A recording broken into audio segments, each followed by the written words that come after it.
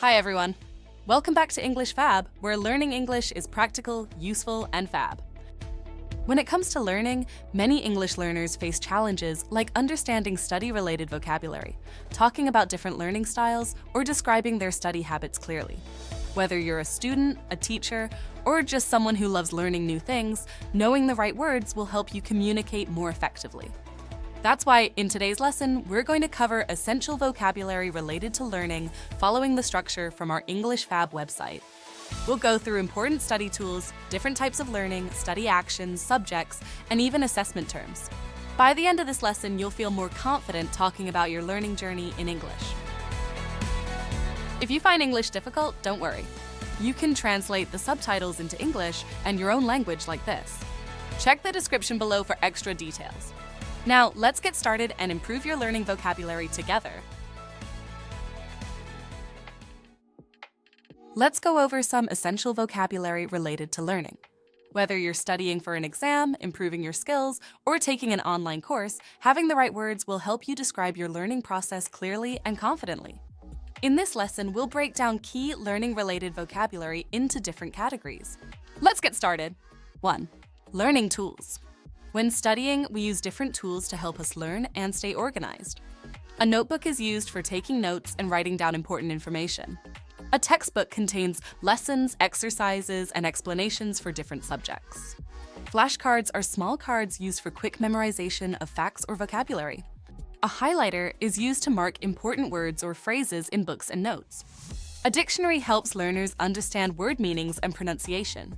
A laptop is often used for online research, writing assignments, and studying digitally. A calculator is useful for solving math problems. A whiteboard is a large board used for writing notes, explaining concepts, or brainstorming ideas. Sticky notes help learners jot down reminders or important points. A pen is used for writing, while a ruler helps measure and draw straight lines. A tablet is a digital device used for ebooks, online courses, and study apps. 2. Study actions. Studying involves many different activities. Let's go over some common ones. To read means to look at and understand written words. To write means to put thoughts or information on paper or a digital device. To memorize is to learn something so well that you can remember it without looking. To revise means to review what you've learned before a test. To practice means to do something repeatedly to improve your skills. To brainstorm is to think of ideas quickly, often in a group.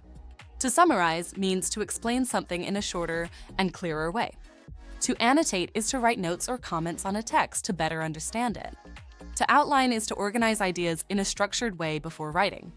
To discuss means to talk about a topic with others to exchange ideas. To review means to go over information again to reinforce learning. To solve is to find the answer to a question or problem. 3. Types of learning. Different people learn in different ways. Here are some common learning styles. Self-study is when a person studies alone without a teacher. Group study involves learning with classmates or friends. Online learning happens through digital platforms and virtual classes. Classroom learning takes place in a traditional school setting with a teacher. Experiential learning means learning through experiences such as travel or projects. Hands-on learning involves using physical activities or practical work. Peer learning happens when students teach or learn from each other. Distance learning is when students take courses remotely without attending a physical school. E-learning refers to digital learning through apps, websites, and virtual courses. Tutoring involves one-on-one learning with a teacher or mentor. 4. Subjects. Students study different subjects depending on their interests and goals. Math focuses on numbers, calculations, and problem solving. Science covers biology, chemistry, and physics.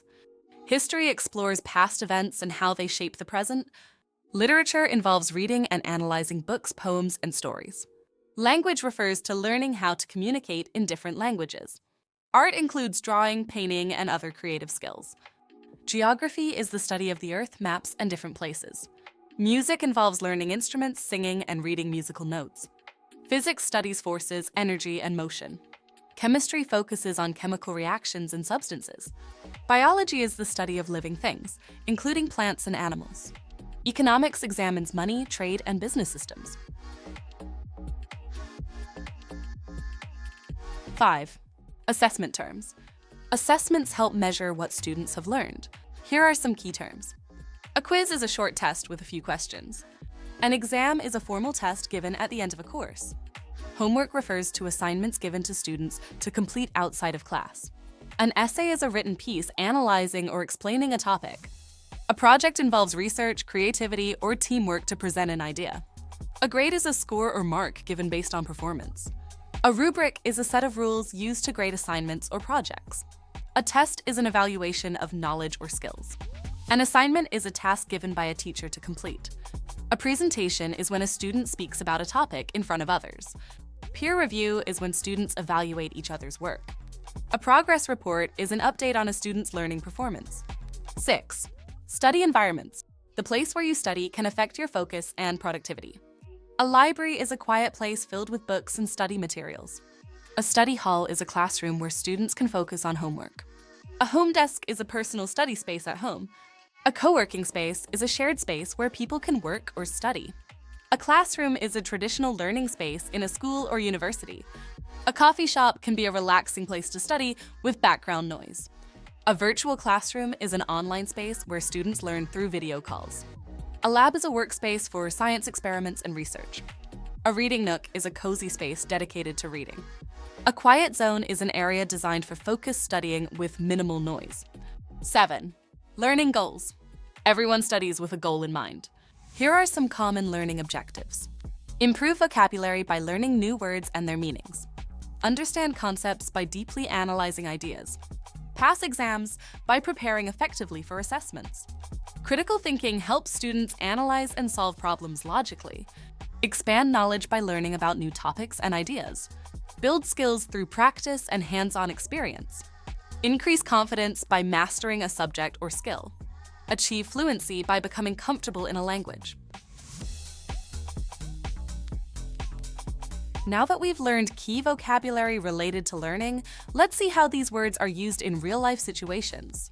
Practicing with example sentences will help you feel more confident using them naturally in conversations and writing. 1. Learning tools. Let's start with some sentences about study tools. I always use a highlighter to mark key points in my textbook. Highlighters help students focus on important details and make reviewing easier.